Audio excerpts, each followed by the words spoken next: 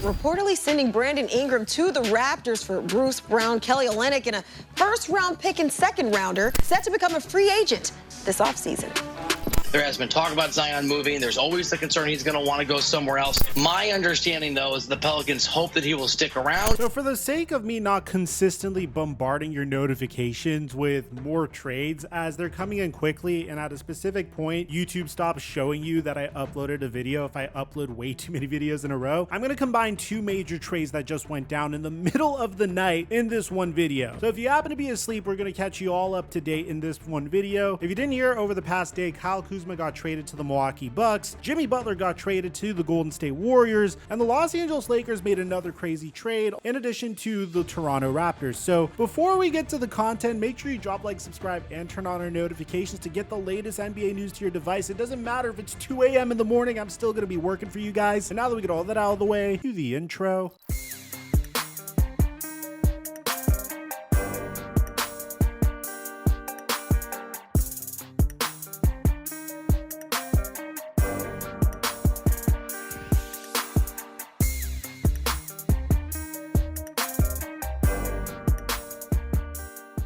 Today's video is sponsored by PrizePicks. They're running a Super Bowl free square for Patrick Mahomes. Lately, I've been doing really well with my picks. I've been averaging at minimum a pick a day, and I've been making my followers a lot of money. I pretty much discovered that if you run 4-man power plays and you hit at least 1 out of every 10 4-man power plays, you 10x your money. So you break even if you hit 1 out of every 10 of your power plays, meaning you only need to hit 2 out of every 10 of your power plays to make money. So far, I've been averaging about 4 out of every 10 of my power plays hitting, and my results speak for itself. People have been hitting me up in my DMs thanking me as well. If you want to give it a shot, I give away my picks on Instagram at TheFlightMike. And if you haven't signed up for PrizePicks, make sure you use my promo code microphone to get a free $50 when you make a play of $5 or more. And thank you, PrizePicks, for the sponsor. Mic check 1 2 1 2. What's going on, everybody? The New Orleans Pelicans are one of the biggest tragedies in the entire NBA. It seems like this organization does the right move most of the time, but every time they make the right move, they get shot in the foot. For instance, when they had the opportunity to draft Zion Williamson with the #1 overall pick in the 2019 NBA draft, they also traded Anthony Davis. When you revisit that Anthony Davis trade, it just doesn't look good for the Pelicans. I mean, the initial trade was the Lakers got Anthony Davis, the Pelicans get Brandon Ingram, Lonzo Ball, Josh Hart, 3 first-round picks, and 1 pick swap. With those picks, the Pelicans drafted Jackson Hayes, who currently is on the Lakers, Nikhil Alexander Walker, who's currently on the Minnesota Timberwolves, Didi Louzada, who's out of the NBA, Herb Jones, who's a stud and currently plays for the Pelicans, and Dyson Daniels, who was rerouted in a trade for DeJounte Murray. Meanwhile, the Los Angeles Lakers got Anthony Davis, who won them a championship, and then eventually traded Anthony Davis to the Dallas Mavericks to get Luka Doncic in one of the most even trades that we've ever seen in NBA history. But following this, they would trade Josh Hart to get CJ McCollum. If you want to put it all together, for Anthony Davis, the New Orleans Pelicans got Herb Jones, CJ McCollum, DeJounte Murray, Bruce Brown, Kelly Olynyk, and a 2026 first-round pick. They would let Lonzo Ball walk in free agency. They had this awkward pairing between Zion Williamson and Brandon Ingram. The reason why Brandon Ingram was able to succeed in New Orleans was because Zion Williamson was consistently hurt. And when Zion Williamson was hurt, then Brandon Ingram would flourish. But Pelicans fans were very excited to see what this duo could do if they were fully healthy. And well, let's just say after they saw what they could do when they were fully healthy, there's a little bit of disappointment last year. The Pelicans would finish 7th in the Western Conference, they would get swept by the OKC Thunder, and in the exit interview, David Griffin said this: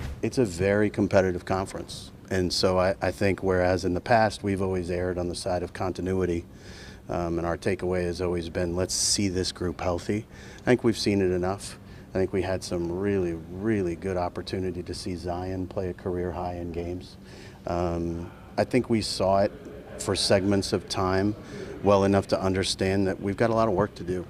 And again, because it is a historically good Western Conference, there's teams that didn't make the playoffs that are going to get radically better this offseason. We need to do the same.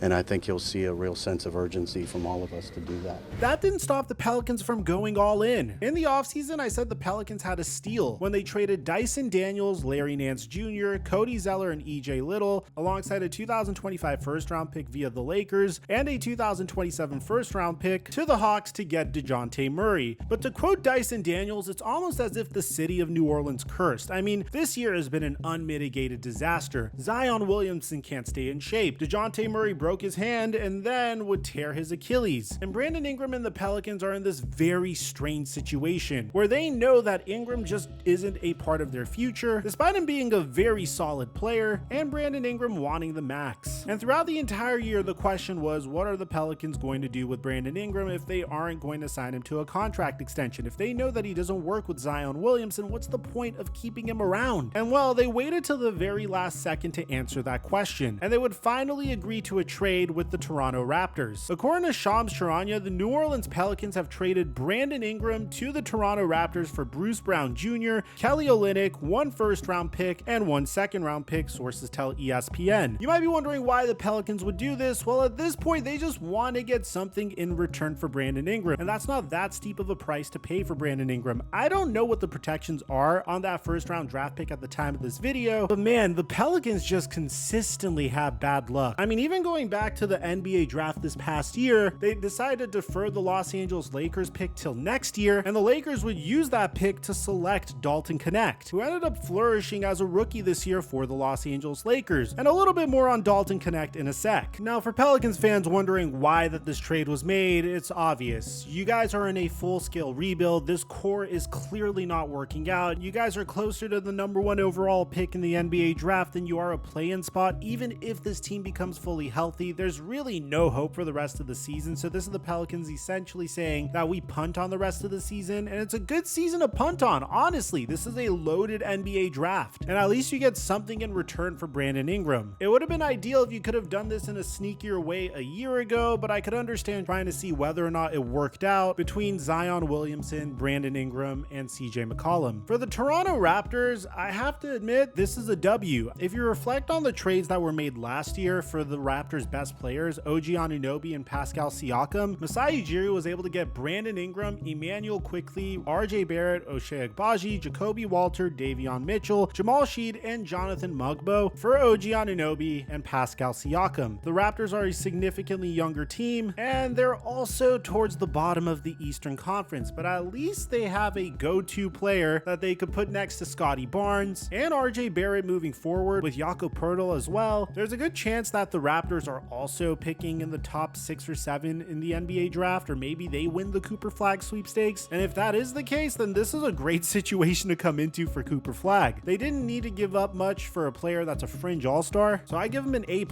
I wouldn't say this is a fleece because the Pelicans' backs were against the wall. Brandon Ingram was going to leave anyway, and for the most part, I just have empathy for David Griffin because he's been incredibly unlucky. If you guys remember, I referred back to Dalton Knecht earlier in this video, primarily because the Pelicans were in prime position to select him in this year's NBA draft, but they deferred that pick. The Los Angeles Lakers then got the opportunity to select him, and he's been absolutely incredible for them this year, quickly establishing himself as one of their best assets, shooting 36% from 3, averaging 9 points per game off of 47% from the field. The kid is just 23 years old and has become a fan favorite for Los Angeles Laker fans. But as a result of the Luka Doncic trade that happened last Saturday, the Los Angeles Lakers became incredibly thin in their front court. So they just agreed to a huge trade with the Charlotte Hornets. And I'm gonna admit, I don't know how I feel about this as a Laker fan, because according to Shams Charania, the Los Angeles Lakers are trading Dalton Knecht, Cam Reddish, a 2031 unprotected first-round pick, and a 2030 pick swap to the Charlotte Hornets for center Mark Williams. Is it just me, or does it feel like the Los Angeles Lakers gave up more for Mark Williams than they did for Luka Doncic? Just speaking objectively, I am personally an individual of the belief that the Los Angeles Lakers should have given up their next 8 first-round picks picks in order to get Luka Doncic. So if you go by that philosophy, you could make an argument and say that the Lakers didn't really give up that much and got Mark Williams for free, but obviously that's not the way you should analyze trades. In this particular case, as a Laker fan, I'll admit I'm slightly concerned. If you take a look at Mark Williams' stats per game, I mean, in his rookie season,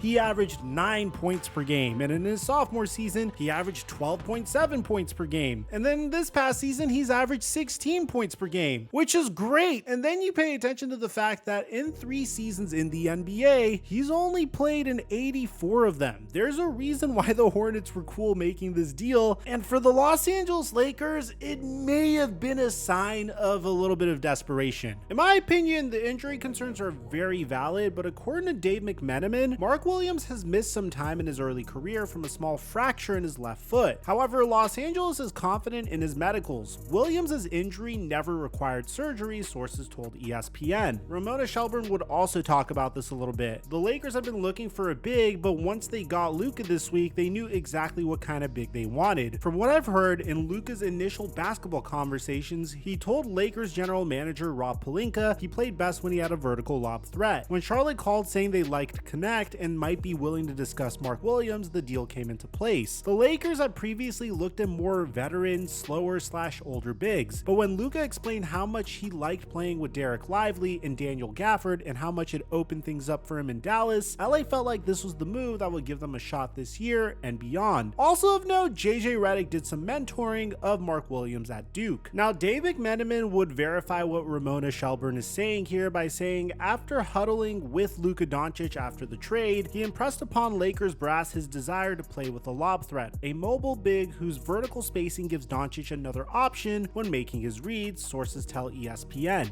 I know personally Anthony Davis must be punching air because he's been asking for a center for so long so he could play his natural position, and the moment they get Luka Doncic, they actually go out and trade for a true center. And you could make a very valid argument that this is a move that they could have easily made prior to trading Anthony Davis for Luka Doncic. But at the same time, Mark Williams is around the same age as Luka. Luka turns 26 at the end of the month. Mark Williams is 23 years old. So this fits Luka Doncic's timeline moving forward. But it gets even crazier because the Los Angeles Lakers are not done making moves yet. As a result of this trade, there's a roster spot that has been open for the Los Angeles Lakers. They're currently $3.8 million below the second apron, and according to Brett Siegel, the Lakers were in conversations with a few other teams throughout the day before trading for Mark Williams tonight, specifically seeing what Maxi Kleber's contract could get them. Look, if Mark Williams could stay fully healthy, then yes, this is a home run trade for the Los Angeles Lakers, but so far, he has not been able to do that, and that's just me speaking as an unbiased Laker fan. But if he is able to stay fully healthy, this is a trade that could enter the Lakers into the NBA Finals conversation. They were so thin in the front court, and now the Lakers get a lob threat rim protector who has an obscene 4.5 offensive box plus minus this year on one of the worst teams in the NBA, and a 1.1 defensive box plus minus on one of the worst defensive teams in the NBA. I want to make sure I'm unequivocally clear when I say this. When Mark Williams is healthy, he is one of the best and most efficient players in the NBA. He's currently in the top 5 in the NBA for player efficiency rating. He's averaging nearly a double-double this year. So if he's fully healthy, then this trade could make the Los Angeles Lakers instant NBA Finals contenders. So if you want to determine whether or not this is a win or a loss for the Los Angeles Lakers, it really depends on how healthy Mark Williams is throughout the rest of the season. So if Mark Williams is fully healthy for the remainder of the season, this is an A+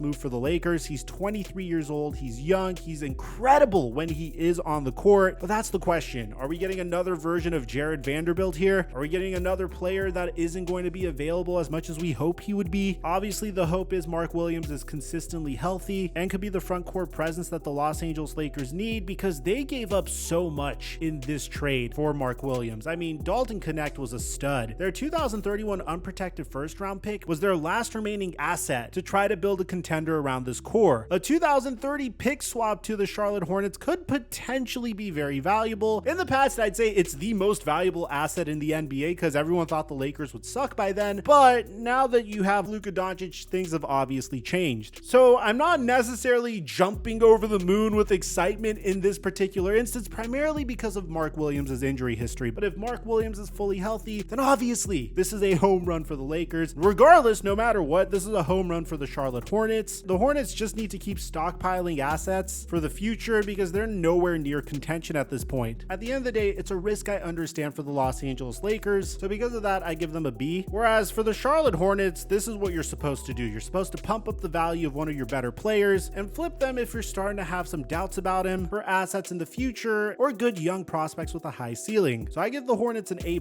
in this case. Let me know what you guys think about this trade in the comment section down below. Aside from that, we have videos on the Jimmy Butler trade that happened earlier and the Kyle Kuzma trade that happened earlier. So if you're up late watching this video, I got you covered. I'll leave links to the end screen for both of those videos here. I'm your boy Mike, and I'm dropping our mic until our next upload.